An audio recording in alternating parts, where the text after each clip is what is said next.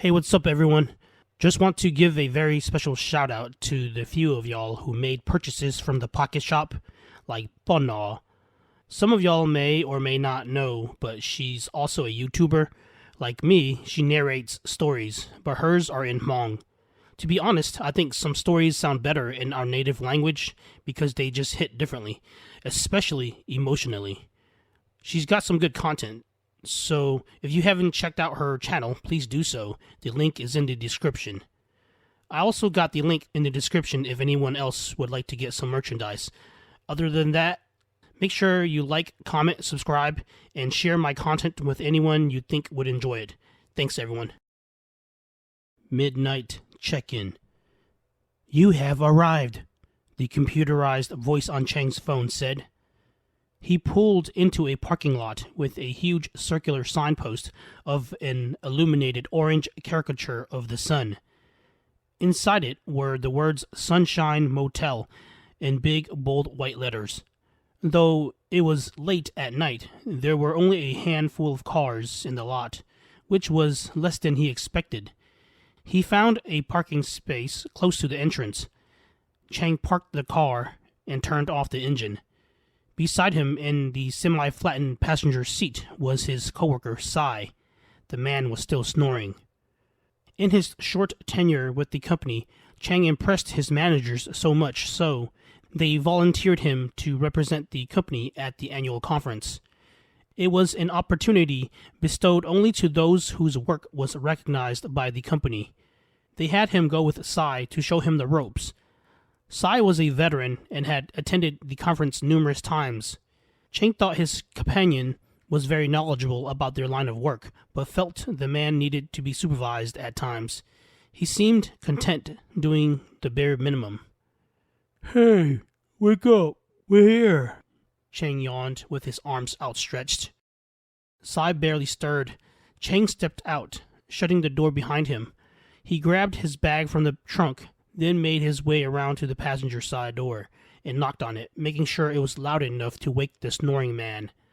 I'm going to check in. Make sure to grab the key and lock the car on your way in, he called out. Sai woke up and rubbed the fog from his eyes, then raised the seat to an inclined position. He pulled his phone from his pants pocket and checked the time. It was 11:48 p.m. Took long enough, he said to himself. Chang was by the front desk and had just finished checking in when Sai strode into the lobby. Behind the desk was the receptionist, a well-groomed young man in a business suit. Chang picked up his bag from the floor and shouldered it. You grabbed the key, right? Yes, Sai answered. Okay, the conference starts at 9 tomorrow. We should be ready to go by 8 in case there's traffic, Chang said. You got it, boss, Sai said as he walked up to the counter. He had nothing against his younger colleague, but couldn't help feel like Chang was trying hard to act more like his boss than a coworker, and it made him uncomfortable, especially since he was so new to the company. Wished he'd act his wage, Sai thought. There was an awkward silence. Chang couldn't tell if his coworker was being sarcastic or not, so he brushed it off. I'll see you in the morning, he said, walking away from the lobby and in the direction of his room. Hey, what room are you in? Sai asked.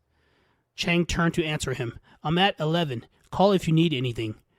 He bid his companion good night, then headed back in the direction he was originally walking. Sai's room was next to Chang's. He wanted to ask for another one a few doors down, but changed his mind. It was late, and he was tired. Sai wanted to get into bed as soon as possible, since it was going to be a long day tomorrow. He placed the keycard against the sensor above the door handle, expecting to hear the mechanical whine and click of the door unlocking, but there was only silence. He pushed the lever down, but it wouldn't budge. Sai tried opening the door again and again, to no avail.